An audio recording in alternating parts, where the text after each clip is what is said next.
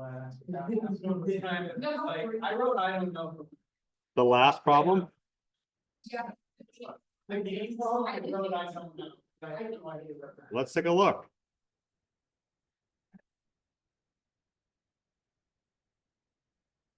Well, we already had the review, right? Oh, yeah, I guess that's true. This was homework number 8.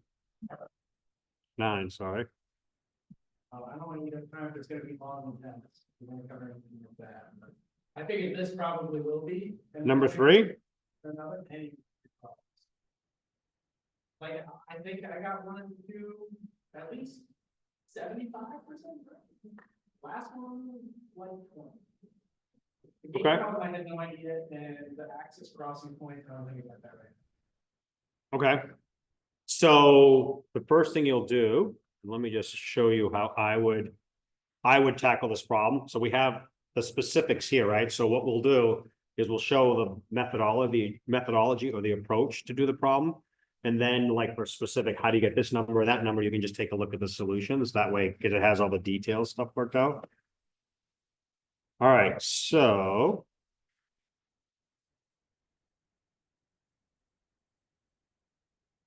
All right, so we have an open loop transfer function, S over 4 over S plus or S times S plus 2, I believe. Yes. Well, the K is just that's what we're going to allow that to vary, right? That moves up or down. So the very first one, right? Step 1. What are your poles and zeros?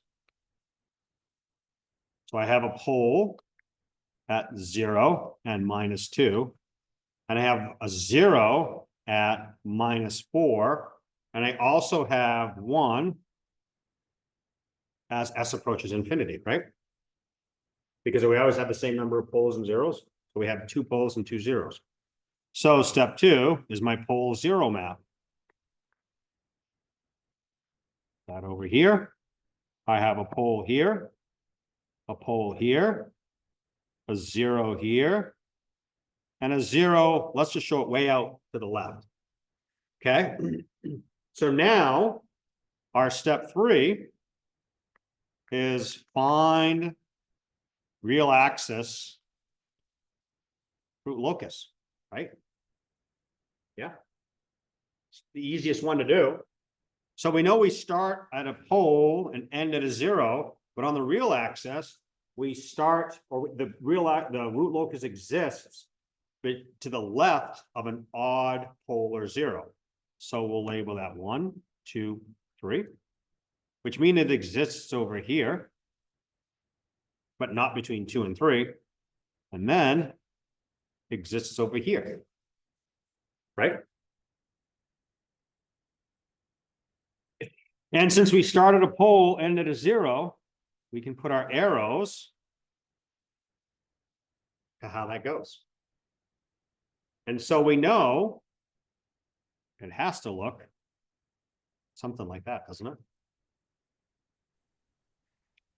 All right, so now we got to use our noggins. Because there is no J omega axis crossing. Why is that? Yes, sir. Not necessarily. It's just that you're starting in the left-hand half plane and you're ending in the left-hand half plane. So there's no reason to go to the right-hand half plane if everything is in the left-hand half plane. So there's no J omega axis crossings. However, so this tells me, so don't bother doing the auxiliary equation, right? Forget about doing Routh-Hurwitz and the A of S because you don't have J omega axis crossing. You do have both break in and breakaway points. Why? Because I'm leaving the J omega axis right here and I'm arriving back at the J omega axis. So that means, yeah, exactly. But we have to calculate that, right? And we calculate that by taking the derivative of this with respect to x, s, and setting that equal to 0. I think I can go to it. It could be 0, but it probably won't be 0 because you're leaving poles, right? And one starts at 0. So if you're leaving those poles, it's more than likely that you're going to go away from 0 at some point.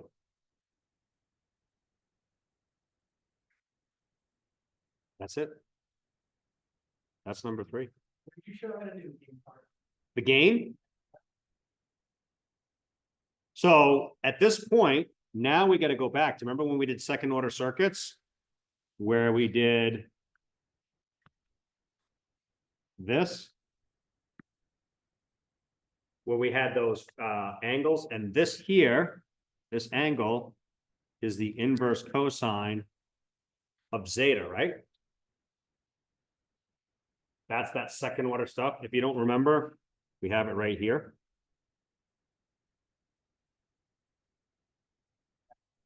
Right? This is the theta, which is the inverse cosine of zeta. And now all you need to do is pick a point that corresponds to that. And let's just say this is, I don't know, let's say it's -3 plus J4. That's, you're estimating what that point is. Now go ahead and solve for K. How do you solve for K? K is going to be equal to the magnitude, right? Because it's 1 plus KGH. So it's 1 over GH evaluated at S equals -3 plus 4J. I'm just guessing -3 plus 4J. The point that I had over here,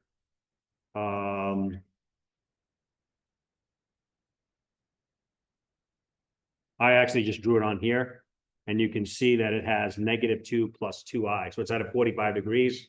So it could have been, you know, multiple points, but yeah. But Only if zeta, right? It depends on what the damping coefficient is.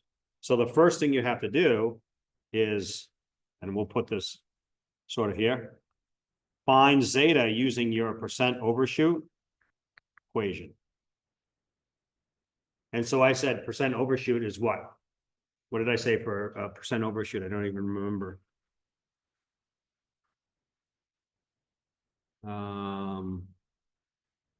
It even tells you 0.707. So I actually you didn't even have to calculate zeta. I could have made it one more difficult step by saying the percent overshoot is 30% or 50% or whatever. Then you would have had to use that percent overshoot equation to calculate zeta. But this, I gave it to you. So all you need to do is draw a line that shows 45 degrees and where it intersects the root locus.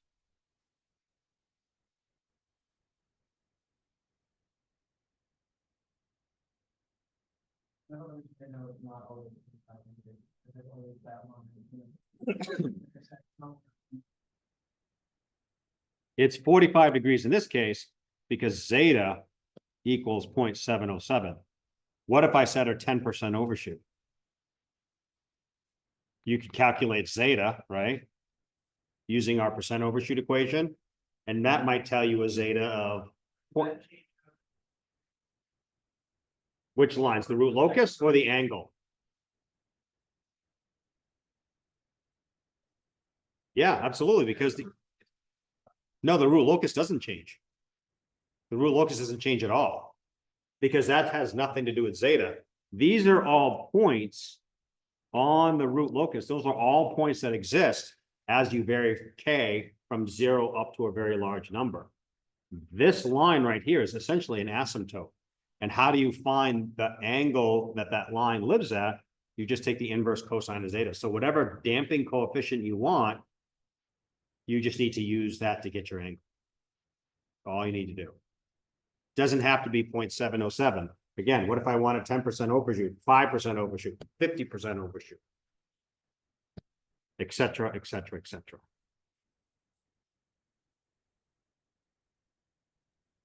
Okay. Does that help answer questions, make it more clear, or get more muddy? Mason's smiling, so that means they know. Well, okay, so take a look at the solutions, but the best thing to do is walk through this process. If you can walk through this process, that helps you figure out what you need to solve for and what you need to do. Okay, yeah. Yeah, why don't you redo the problem? It's going to be a bunch of work, but try it to limit it to a 10% overshoot. Because then you'll solve for zeta and you'll see, oh no, zeta is whatever, 0.9. And if you remember, when we had a plot, when we looked at a second order system, we saw how that damping varied things. Let me see if I can look at it really quickly. Let me see if I can show you an example.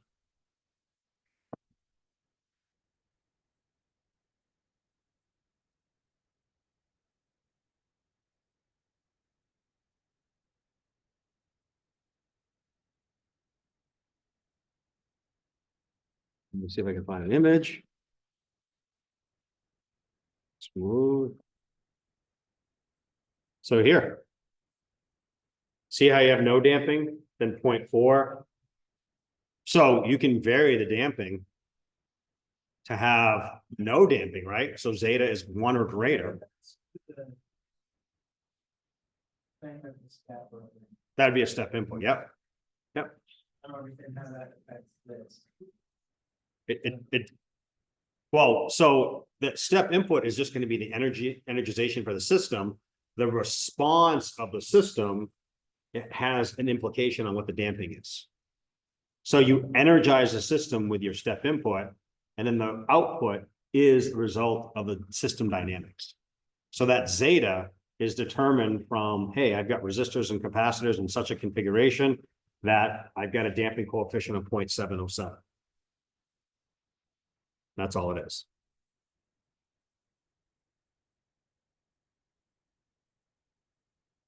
Make sense? Sort of? Okay. Anybody else? This is actually not the input. This is the output. These waveforms here are outputs. Yeah, but it's based on the step, but I don't know how that works. Well, so the root locus is just a plot of the poles and zeros of your system. So that has nothing to do with the input, but the way the system responds is based on the poles and zeros of your system. The line, I guess, other than the damping coefficient. So the line is just an inverse, that is whatever angle it needs to be. But remember what we have. What we have is try to see if I can help explain this. So our damping coefficient is whatever value it needs to be. Our input to our system is a unit step. Our output decays in such a manner. So the zeta determines that overshoot as well as how long it takes to steady out. But I need to hit it with an input, in this case, a step input, to energize a system. What happens is I've got poles, right? I've got Z1, ZP1, and ZP2. As I vary this value of K, I'm going to get different poles and zeros. These are the base poles and zeros, but as I increase K, those poles and zeros are no longer valid. And so now I'm changing the operating characteristics of my system by increasing the gain. Just like in steady state error, remember how we could drive up K to get less steady state error? It's the same thing here. I'm driving K to change the characteristics of my output. And that's, you're just monkeying with the system, that's all. Okay. Make sense to folks? Not make sense? Kind of, sort of. Yeah, it's tying a lot of things in together. But a root locus is just a a plot of all the poles and zeros of a system as you vary some value of K. All right. But if you have more questions, come see me. Okay. All right, where is PowerPoint? Here we are. All right, let's go back to circuits. Simple RC circuit analysis. And I will challenge that if I hit an RC circuit with a pulse input, just as I've shown, my output is not going to be a pulse, but it's actually going to be a triangular waveform. Is that right? Pardon? Yeah, it's possible that you could get something like this, maybe a little more curved, but it's still it kind of looks like a triangle, right? I mean, eventually. And so what we're going to do with Bode plot analysis is be able to understand how you can build this type of system. By the way, is this a high pass filter, low pass filter? You can't tell.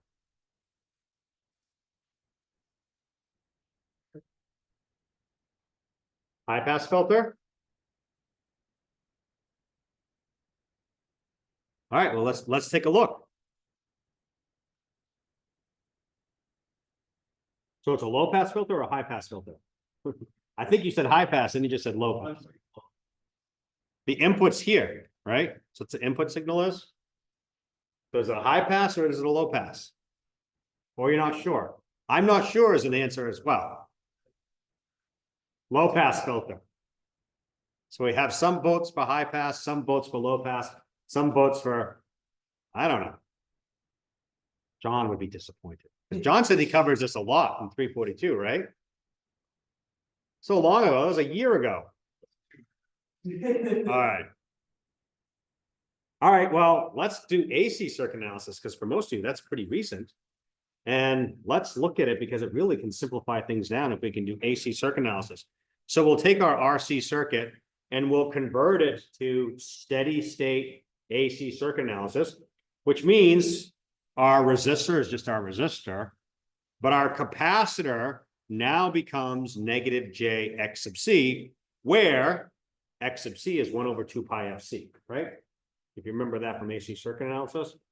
And what happens as my frequency goes from 0, okay? So F equals 0. What does X sub C look like? Open circuit. Open circuit, yeah, because X sub C is infinite. 1 over 2 pi F, which is 0 times C, is 1 over 0. Last time I checked, anything divided by 0 is infinity. So X sub C equals infinity. And if F is gigahertz, what does X sub C look like? The Like short. 0. Becomes a short circuit, essentially. So in DC, or low frequencies, we have just the resistor because my capacitor is open circuited. At high frequencies, my capacitor becomes a short circuit. So my figure takes on the following, the new design. Now, remember, this is V in. What does V out look like when it's an open circuit? Yeah, it's V in. How about over here? What does V out look like? 0, because it's looking across a short circuit, isn't it? So, is this a high pass filter or a low pass filter? To me, at low frequencies, my output voltage is my input voltage. At high frequencies, here's my input voltage, but my output voltage is 0. So this would be a low pass filter, right? Not a high pass filter, but a low pass filter. Now, I'm not sure why I tried to do this in multisim and I was getting 180 degrees, but we know that a single capacitor can only provide a maximum of a 90-degree phase shift, correct? Why is that? Well, if I take a look at the circuit here, And this is negative JXC. This is my impedance from a Thevenin equivalent perspective is R minus JX sub C, correct? Under super high frequencies, can I basically say that's negative JX sub C because the R value is so small, we can essentially neglect it. So we end up with negative JX sub C, which means the angle of Z is going to be equal to minus 90 degrees. I don't know where multisim ends up with 180. I just don't see it, but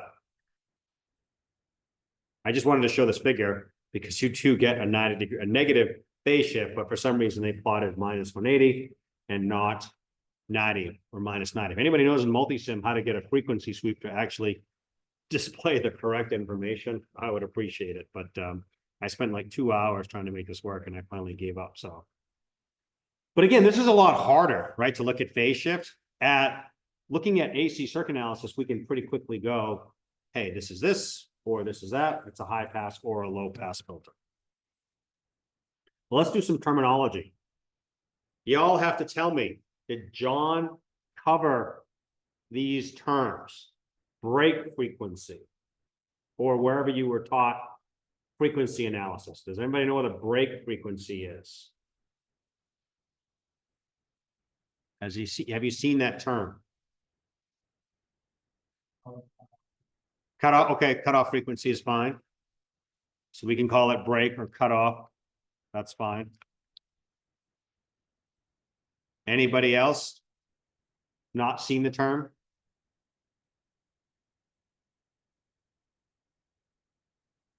Because what I've called it, which is actually more accurate, is the half power frequency, the half power point, which means that the output power is 1/2 of the input power, okay?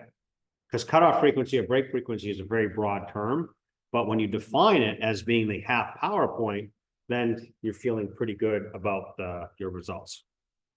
And so we actually extend that to a bell. BEL, not BELL, but bell. So bell is just a logarithmic unit. It's log 10 of something.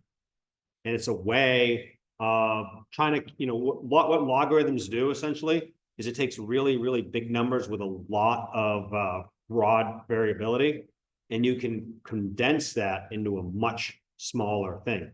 Anybody ever seen a logarithmic scale? Where?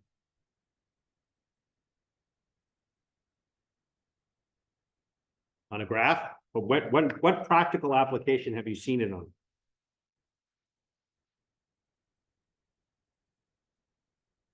Bodhi. How about in real world? For those of you who've interned, there's only one in here. I can pick on her. Have you seen anything with logarithmic scales? Sure.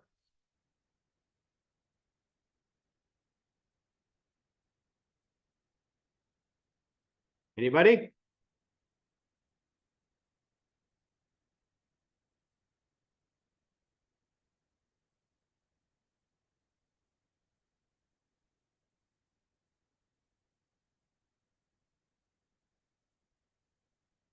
Come on. Those of you who are in the power industry, which I think a lot of you, you're going in the power industry too, right? Y'all haven't seen time versus current curves for relay characteristics or fuse characteristics? What's that? It's not inductive. It has nothing to do with inductance. Y'all haven't seen these? All right, well, let's do a side topic. I have a big fancy generator here. I want to protect it. So I'm going to put a breaker on here. And what I'm going to monitor that breaker with is an overcurrent relay. We'll call it a 51. And that'll make more sense for you for those working more in the industry. How do I know when to trip that breaker? Because this can control it. What if the fault is way down over here, that there's another device that can trip that breaker? Do I want to trip this breaker back here? We'll call it breaker A before I trip breaker B. Why not? Pardon? But is that a problem? What if I have a bunch of load over here? If I open breaker A, bye-bye to those 3 first loads, right? But if it's B, I have to say bye-bye to load number 4 over here, but there's nothing I can do. So what you do with a time versus what you do with this type of characteristic is you actually will delay its operation based on the current. It's hopefully fairly obvious that a fault over here should have way more fault current than a current over here. Why? Because the wire looks like an inductor, right? With a resistor. It's got some impedance with it. So the closer the fault is to the generator, the higher the current is.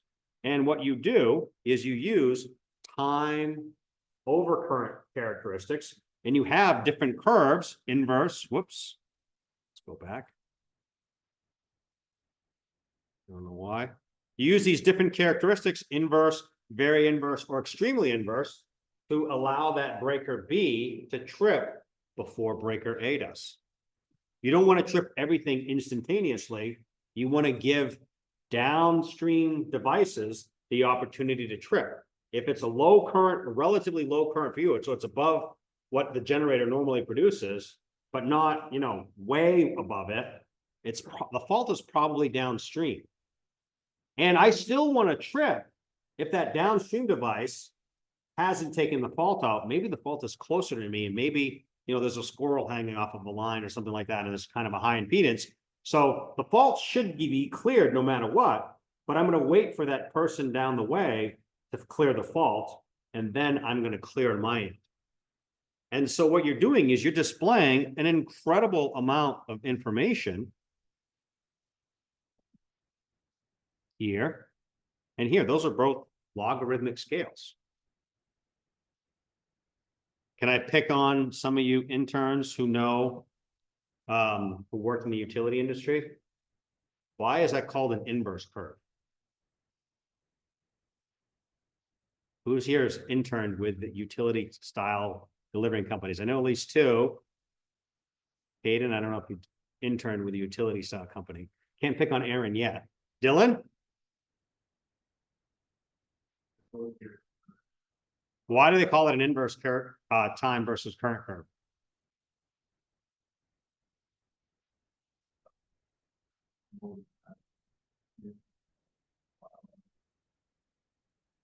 That makes sense to you folks? Is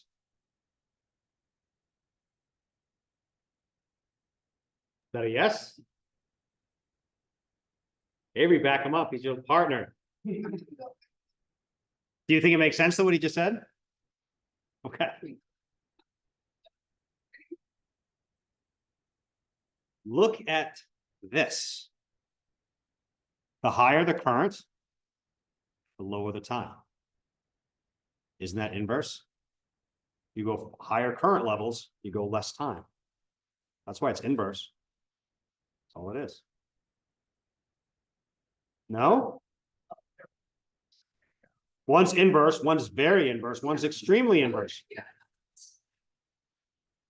Isn't it simple to say it that way? Not putting a Dylan might have been on the right track, but like I said, just to simplify it a little bit, the higher the current, the less the time. That's why all these curves are called inverse, is moderately inverse, extremely inverse, et cetera, et cetera. Yes, sir.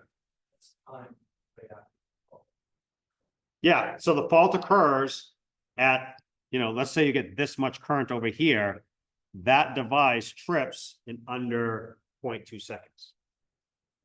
So it's not before the fault occurs, it's after the fault occurs. Now that's a little different with fuses, because if you're right at the edge of the load, then sometimes those fuses can heat up a little bit. And so you kind of preload the fuse. But for most applications, especially relays now, I mean, you still see fuses out on the utility system because they're too expensive to replace them all. But yeah, there's some preloading and also some damage. Like if there's been a couple of hits on a fuse before, but it hasn't blown, then it's had more fatigue on it. And so if you look at a fuse well, let me look at a fuse characteristic real quick, and I'll show you. Fuse characteristics are really, really wild because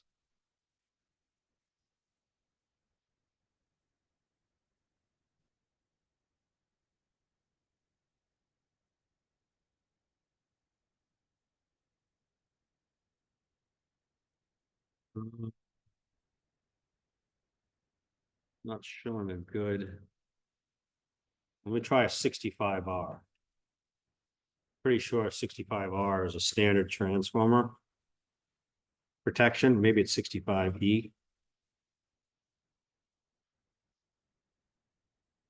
And these aren't showing me what I want. Let's see, who makes the fuses? Is it the ITE?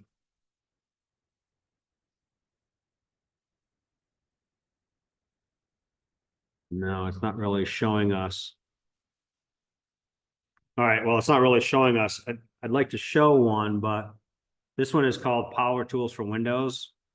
Oh, here we go. Perfect. I'm glad I looked at this because if we look at, see that shaded area between two lines?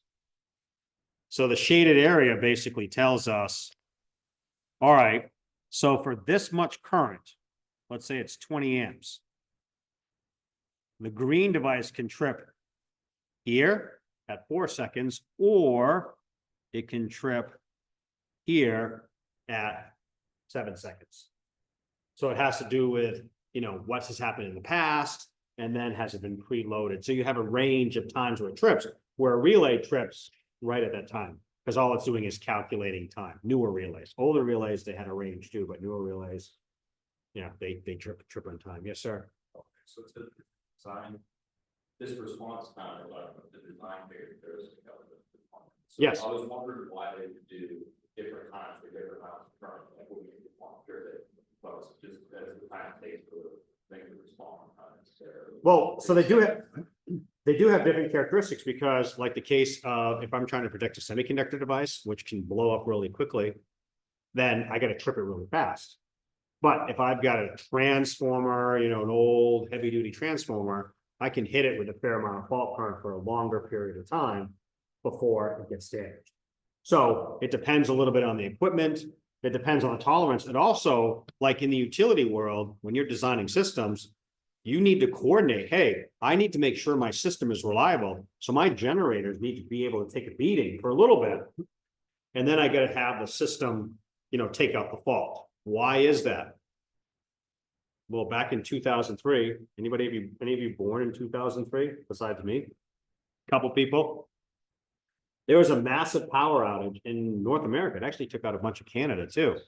26 states and 1 or 2 provinces.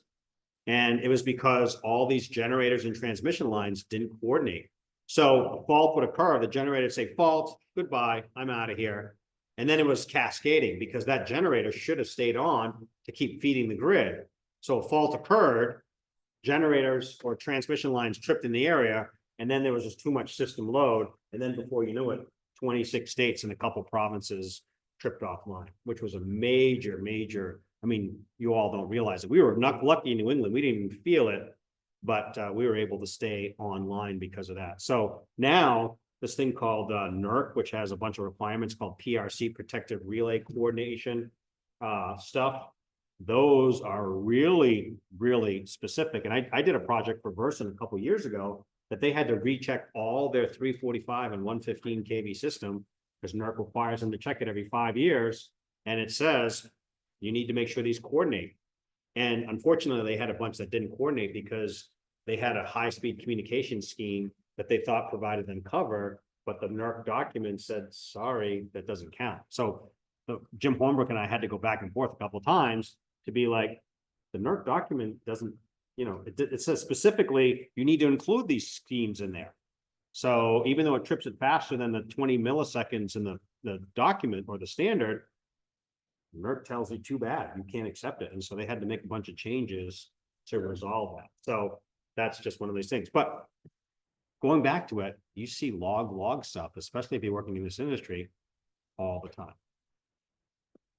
So let's get back to Bell. Sorry, I got off on a tangent. Hopefully it's relatively interesting information. Let me clear this out. How am I doing for time? So Bell is just log base 10. That's all it is, of whatever you're trying to do. dB is a decibel. And if you've done anything with, not deci, you don't see that a lot, but decibel is a 10. So 10 times log of, normally we do P out over P in, because we're trying to find our half power value. So let's take a look. Here's our power gain, but we can rewrite that in terms of voltage gain, because most of the systems that we're looking at with an RC circuit, we're not looking at power, we're looking at voltage, how much of the voltage is present to us. And if we convert that to voltage, if our circuit here, we go this, and then we have some load. This is V in and this is V out. Obviously, the output power is V out squared over R load, right? But if we want to calculate the efficiency something, we would do our input power going to R load, right? All the power that goes into the system. So this R here is exactly the same value. That's the same value of R. So I can divide out my value of R's there. And then I can just do a simple algebra. Since they're both squared, I'll put that in the square term. If I have a square up front, I can just multiply it by, I can multiply my number up front, and that becomes my value. So a decibel, if you were to talk about power gain, is 10 log. But in voltage gain, it's actually 20 log. That's wacky. Because if you ever look at a dB, right, a deci, that's a 10, multiple of 10. But why is it when John was, I think it was John that said, why is it 20 log? Did they ever explain to you why it's 20 log 10 instead of 10 log 10? Because that's the first thing I'd say, which is decibel is 10 bells, not 20. Where does the 20 come from? And it's only because of converting the power, which is the actual decibel calculation, and then converting it and finding out what it is in terms of voltage. All right, so 3 dB point or cutoff frequency or break frequency is the half power frequency. Put it in your calculators if you want, but 10 times the log of 0.5, right? Because P out over P in. If that equals 0.5, that's 1/2 the power, right? On the output, makes sense. And so where we get cutoff frequency or break frequency is just a definition to simplify it, where it's the 3 dB point. So sometimes we talk about break frequency and cutoff frequency as our 3 dB breakpoint frequency. All right. All right. In-class assignment, multiply that without your calculator. See if you can do that. 1024. Did you do it without your calculator? Yeah. Are you just a math savant? I took my time. Okay. How about we'll do an easier one? How about what's 4 times 8? What's that equal to? Everybody remembers that. Is there another way that maybe we could make our math easier? Well, I know 4 is 2 squared, and I know 8 is 2 cubed. Is there anything that we can do to simplify that?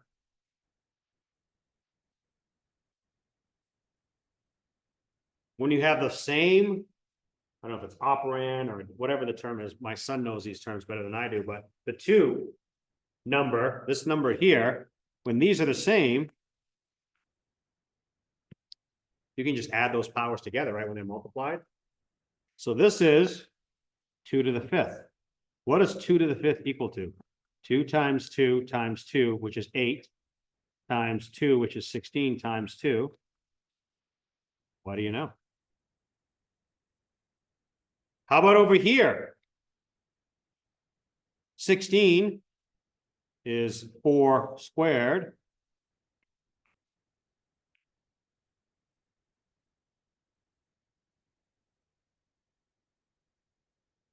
What's 4 to the 5th equal to?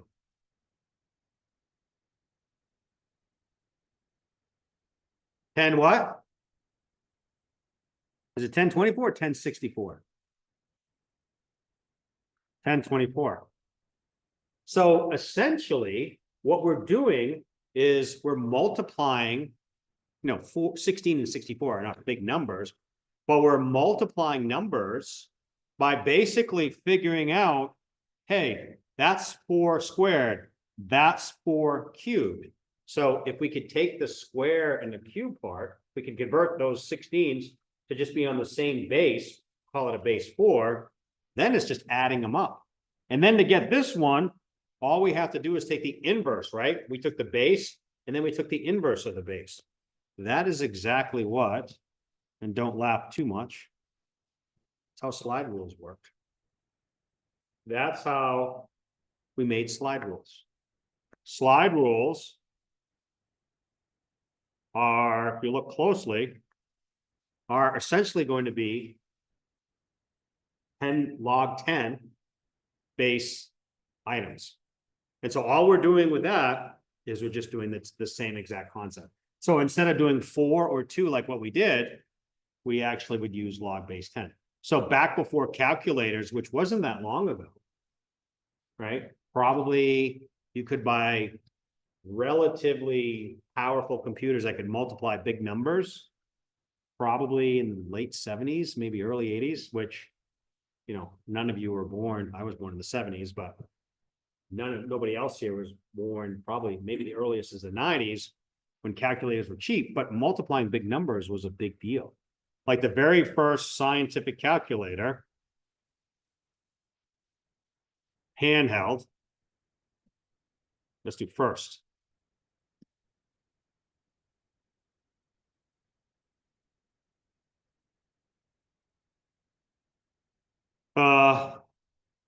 HP 35, 1972, so I was wrong. So let's go back to initial costs. And I remember a lot of people walking around.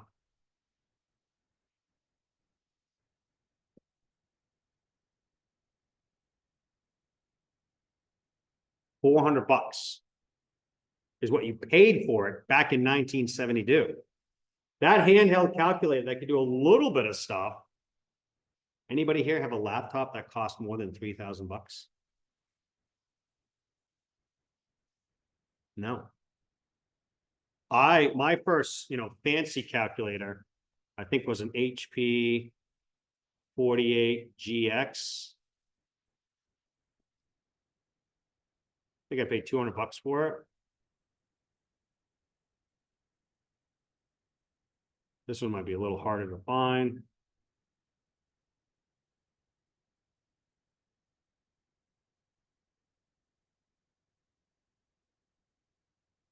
Let's see if AI is smart enough to think about it. No. I guess not. So we'll have to do initial cost. We can do it this way.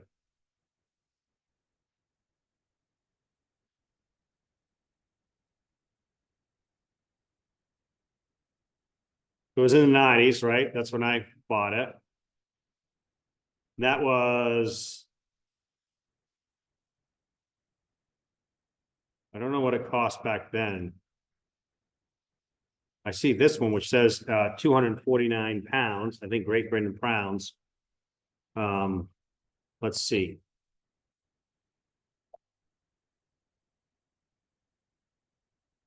So let's put 1992.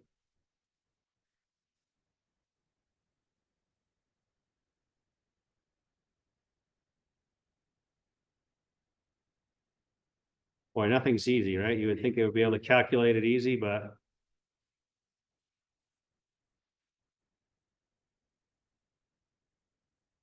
I don't know how useful it is. So it looks like, and there's some variability. So I don't know, maybe $1,000 is what it would be in today's money. And these were pretty simple. These were the, one color, like the not the color, but the, what is it, LCD or LQD, the quartz display, like those characters. But it was state of the art. You know why it was state of the art? Because you could multiply complex numbers in either rectangular or polar mode, and it would do it all by itself. Back beforehand, you had to keep track of everything. You had to do R to P, P to R, go back and forth, back and forth, back and forth. I think the new calculators that they allow you to do on the FE, I think you have to convert back. It can do it automatically. You don't have to convert it back and forth. Yeah, I think for the $20, I think you have to convert it back and forth. So you can see how slide rules, right? Even in the, maybe up until the early 80s, that they would be available. I never used when I wasn't even taught. They so quickly went out of favor because prices dropped precipitously. But yeah, that was the first scientific. That really made HP's day. So that's what we're going to be doing. We're going to be using these concepts of using logarithmic scales, particularly for gain, to go ahead and be able to look at frequency response and do it really efficiently, really quickly, hopefully. All right, so root locus, what is the root locus? That's a more highfalutin design capability or criteria where there was a lot of information. So we're going to avoid doing root locus for frequency response. And the reason we're worried about frequency response is because we're only looking at AC circuits, right? We don't have to worry about DC because we know it's either a low pass or a high pass, so it's much easier. We're going to use the transfer function models with frequency response or Bode plot analysis, particularly to look at steady state. All right. So here's a system, a G of S. And I don't know how John taught it to you, but my S variable, which he probably didn't teach you the S variable. Remember our initial circuit we had here? What we've learned in this class is we can actually solve, well, we can write a transfer function for V out over V in. How do we do that? This is R, this is 1 over SC, correct? And so my transfer function, tell me if I go too fast.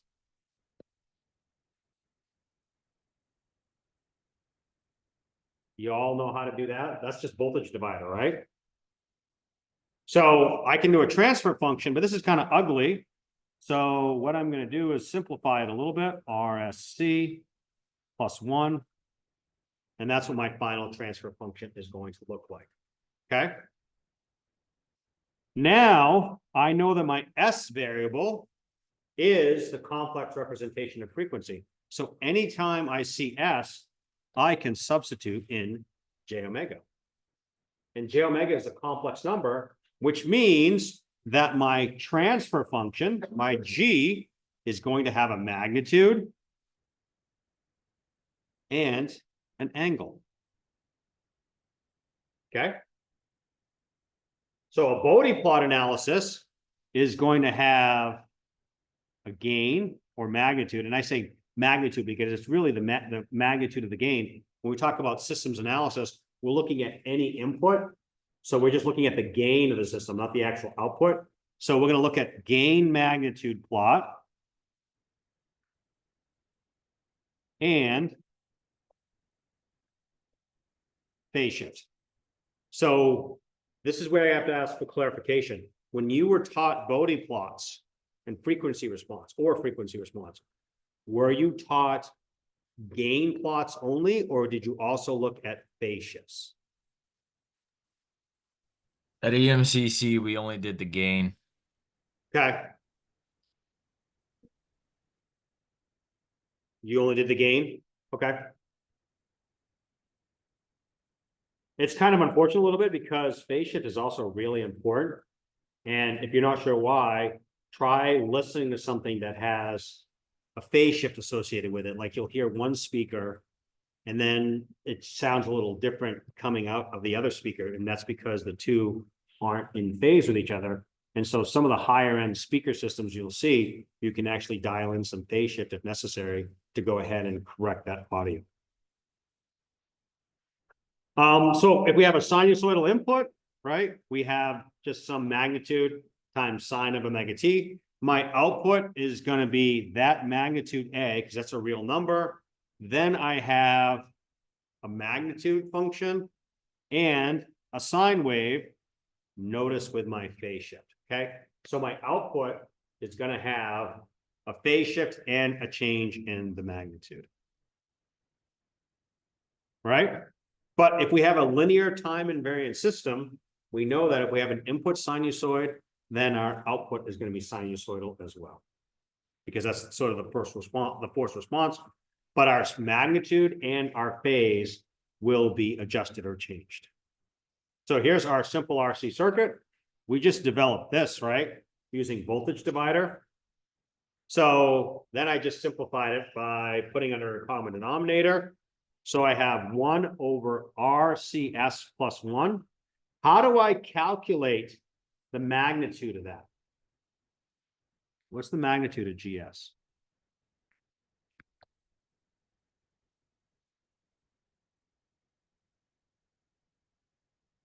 Any ideas?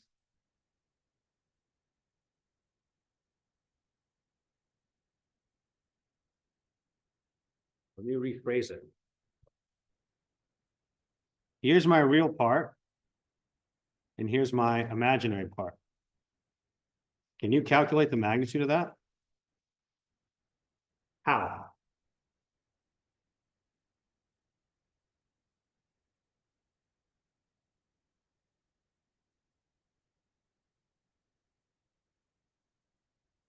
Yeah, I'd have to know what R and omega are. Yep, correct. So how would I calculate the magnitude? That's tangent of. Is it r squared plus omega squared? Yeah, isn't it just the hypotenuse? Square rooted? Oh, Remember from trig, you want to get the hypotenuse of a right triangle, you go r squared plus omega squared square rooted. Let's see if we got our thinking caps on. All right, so give me the magnitude of this one right here.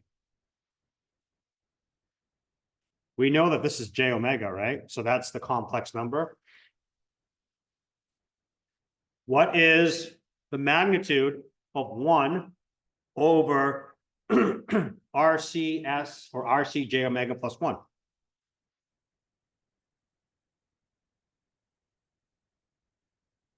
The magnitude of 1 is 1, isn't it? Right? How do I calculate the magnitude of 1 plus j omega RC? 1 squared, or 1 plus square rooted, right? Not right. This here is just a complex number. So this has the real part here and the imaginary part here. They're at a right triangle, so I can go ahead and calculate those. That is the magnitude. How do I calculate the angle?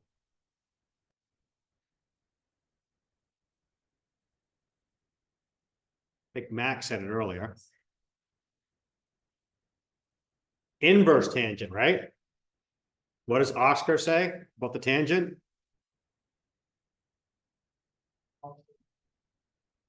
Opposite over the adjacent. The opposite is the imaginary term. So that's omega RC. What's the adjacent term? The real part, right? Which is 1. What is the angle of the numerator? It's 0, isn't it? Because there's no angle.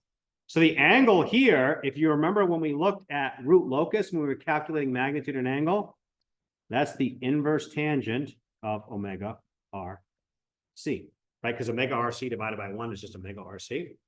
So we take the inverse tangent of omega RC to get our angle. So let me erase some of this so you can see. And you can check my work. Here is the magnitude, right, which checks out pretty well over there. And then this is the angle. You can see it's negative a tangent.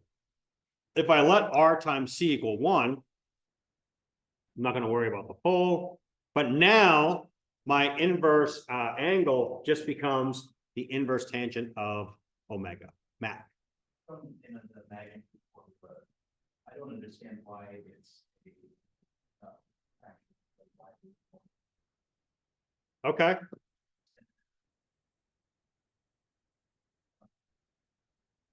Hey, wake up here.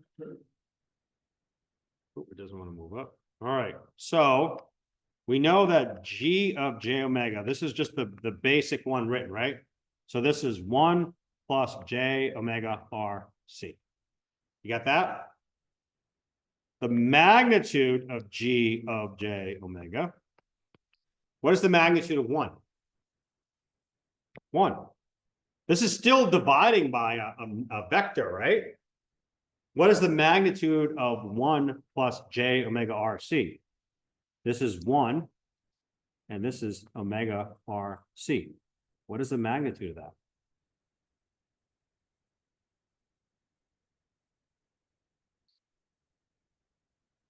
Is the real part.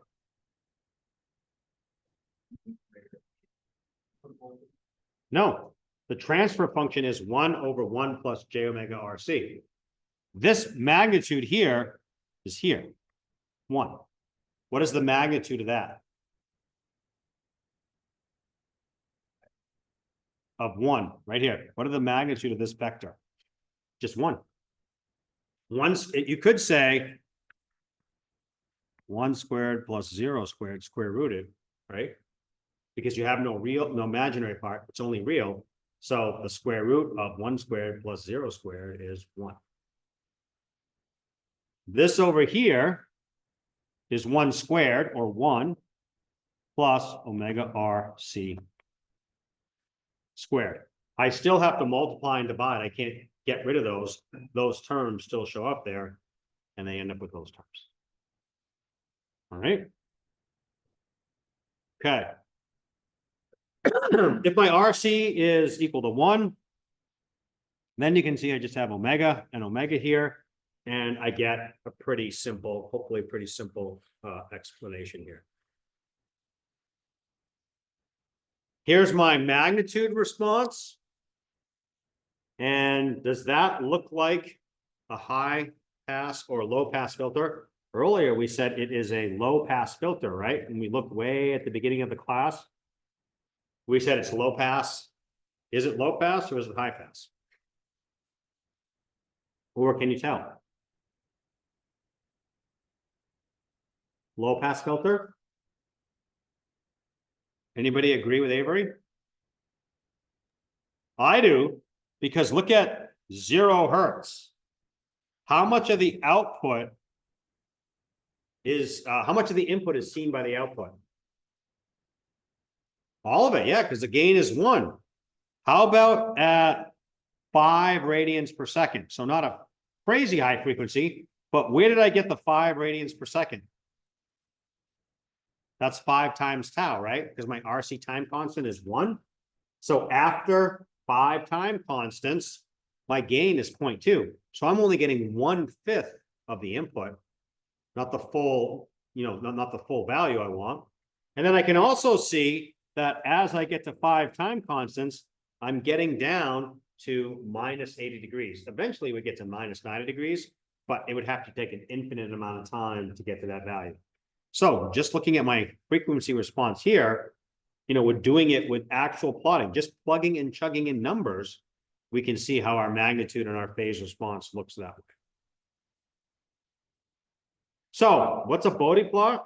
Bode plot is magnitude and phase, so gain, magnitude, and phase angle versus frequency using a logarithmic scale. Okay, and the only one that is logarithmic is the x-axis. The y-axis may be or may not be. It depends on what you're trying to display. So we'll look at that. So let's look at a transfer function. K times 1 plus T3, which is just some time constant times S. And then 1 plus T1 times S plus 1 times T2 plus S. We are monkeying with this a little bit because what we want is we want to divide the numerator and the denominator by the pole or the zero. So if I divide the numerator by T3, okay, so 1 over T3, I'm dividing the numerator by, but remember, this is in, this T here is in seconds. So 1 over T is going to equal radians per second. I get a frequency there.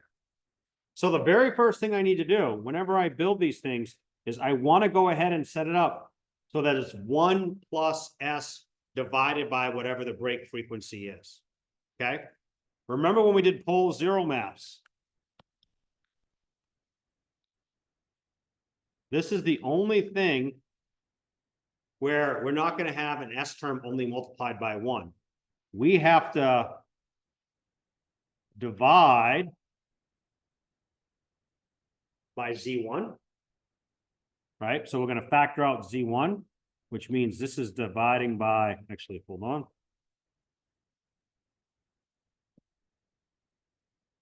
So this is S plus Z1. We're going to factor out a Z1, which means we're dividing by a Z1. And the same thing over here, we're factoring out P1. So S plus P1 divided by P1 times, we're going to factor out P2. And what we end up with is Z1 over P1 times P2 multiply by 1 plus S over Z1 times 1 plus S over P1 times 1 plus S over P2. Okay? This is the difference that when we do Bode plots, we have to work to figure out, because we don't want to have anything but the real part has a 1 only. And the reason why we want that to be a 1 is because it makes our math way easier when we're adding 1 squared to it. 1 squared is just going to be equal to 1. So we divide out and then we substitute S equals J omega over here. And then we end up with this term here. Now, this is where it gets a little complicated. So let's bring this over to whiteboard.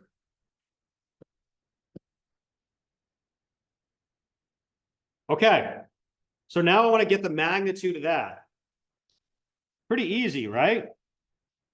1 squared plus omega over omega 3 squared all over 1 squared plus omega over omega 1 squared times 1 plus, or 1 squared plus omega over omega sub 2 squared, right? Okay with that? Well, this is great, but I still have to multiply and divide a bunch of stuff together, right? Which is not super easy. Do you remember how we did 4 times, or 4 times 8, we got 32. We converted it to 2 squared and 2 to the third, and then we added the exponents. So if we do the same thing over here, and we convert those to logarithms,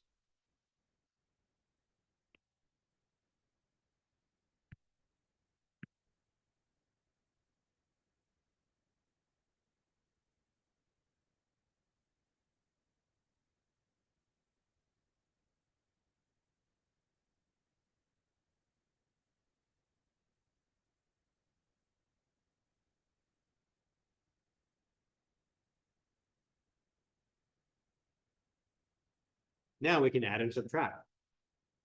Why are we adding or subtracting? Because when they're multiplying together, right? So when we did 2 squared times 2 cubed, that was 2 times 2 plus 3, right? We added those together.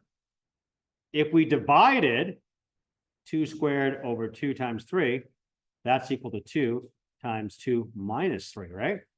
So when you divide numbers by that, you subtract. So you'll notice these are all plus when they're multiplied, or minus when we subtract. Okay, so when we're building Bodie plots, we do 20 log 10 because we don't want to go ahead and multiply or divide numbers together. That's what we're doing right here. You can see 20 log 10, 20 log 10, minus 20 log 10, minus 20 log 10. Okay, any questions on that so far? We've got a few more minutes. I'm running out of time. Now, what about the break frequencies? Well, the break frequencies are the half power points. 1 squared plus, if omega equals omega 3, I have that value right there, right? That's equal to the square root of 2. Let's see. Here, the break frequency. So when I have my break frequency, I have 20 log 10 times the square root of 3. That's the half power point. So at my break frequency, whenever I'm reaching a pole or a 0, that is the half power point. So all those Bodie plot individuals, I know that I'm at my 3 dB point from those specific values. Okay. All right, so let's go ahead and take a look.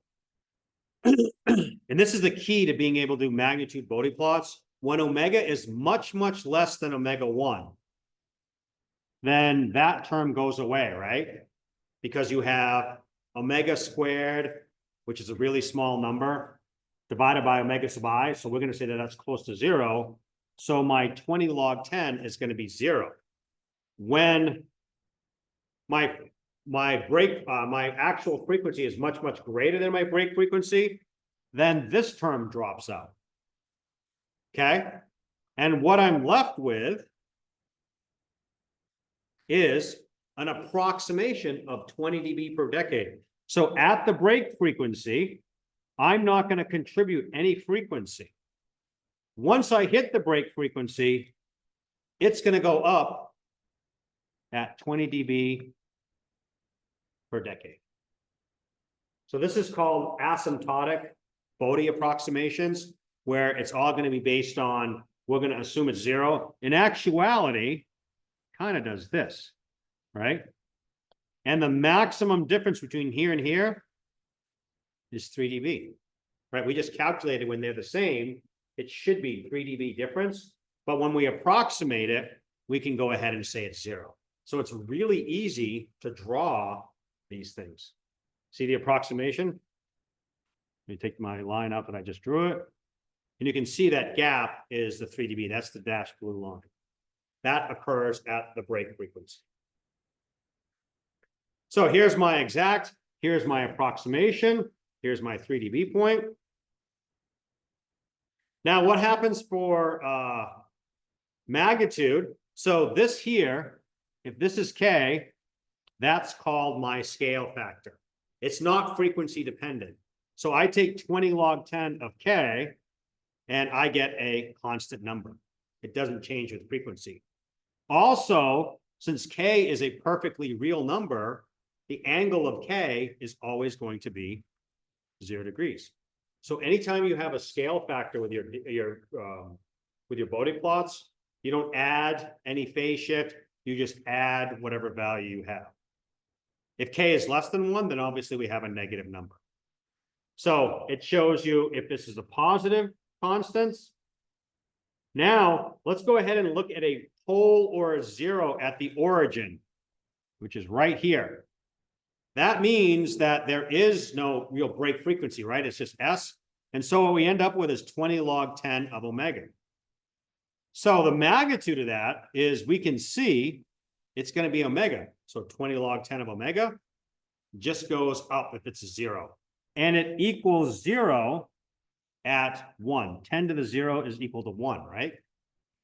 But if it's less than 1, it's a negative number because 20 log 10 of 0.1 is a negative number. That's if it's a 0. It is in the numerator, so it goes up. The angle, though, is always going to be 90 degrees.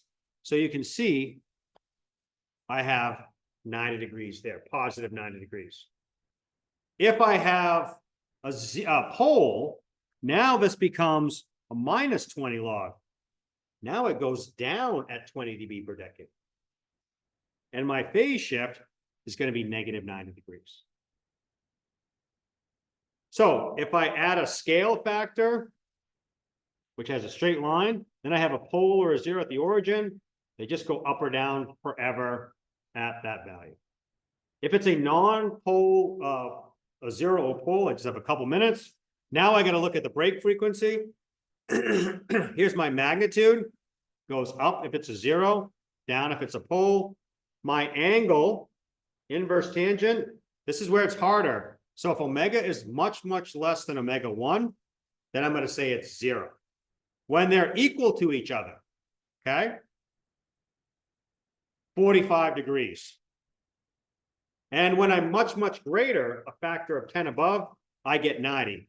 So the phase shift is different. The phase shift is going to be at 45 degrees per decade. And it's only going to be 45 degrees per decade, 1 decade before the break frequency, or 1/10 before, all the way up to 1/10 after. So that is my phase shift for a zero. Remember, this is a zero because this is a positive number. For a pole, it's the opposite direction. So it starts at 1/10 the break frequency, ends at 10 times the break frequency, and the slope is either positive 45 or minus 45 degrees per decade. That's the approximation versus the exact. This is as a break frequency of 2. Now, if I want to add all these, I have to go ahead and plot my scale factor. So 20 log 10 of 5, which is 14. That's that value. Now I have a 0, right? A pole at s equals 0. So that's going to go down at 20 dB per decade, and it originates at 1. Now I have my green, which is another 0, and its break frequency is 12. So that doesn't contribute anything until I get to 12 radians per second. Then it goes down. Then my next one is at 50. And again, that's a pole. So that goes down at 50. And then finally, my 0 is going to contribute positive 20 dB per decade. And that starts at 3. So each one of these I do independently. That's here, here, here, here, and here. And then my final plot looks like this, right? So you can see I'm going down 20 dB per decade, and then this purple line comes in, so it flattens out. Then I hit this green line, it's going to start going down at 20 dB per decade. Then I hit the brown line, and now I have 2 20 dB per decades going down, so it's going to drop at 40 dB per decade. So literally, the way to draw these magnitude plots or gain plots is you should do them individually, and then you add or subtract. If I want to do a phase shift for my scale factor, I get nothing, right? Because there's no term. My 0, I get minus 90. I've got my S plus 2, and again, 12, and that starts at 1 decade before 12. So it starts at 1.2 and ends at 120. Same thing for the brown, which starts at 5 and ends at 500. Now my 0 starts at 0.3 and ends at 30. Now I'm going to go ahead and plot. Start out at minus 90. Then I'm going to start going up because I have a 0. Then I'm going to level off once I hit the green because I have 40 going along. Now I'm going to start going down because I hit that other brown, but I'm going to stop right here because I don't have a plus 45 anymore. Now I have 2 going down until I hit here. Now I'm going to only have 145 for the brown line, and then it's going to flatten. Okay.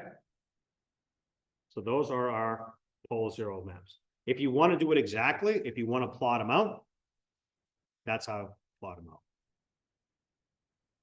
All right, it was kind of a little bit faster than I wanted it to be, but take a look at the video, because if you can do Bode plots with the Laplace domain, really makes things really easy. I'm over the limit, I apologize, but any questions? This is probably a video you're going to want to watch again, so. All right, folks, have a great day, and I will see you all tomorrow at the exam. Don't forget, be there, be square. Take care, everyone. Thank you, Paul. Have a good one. Yes, go ahead. I said, thank you, Paul. Have a good one. All right, thanks, Brandon.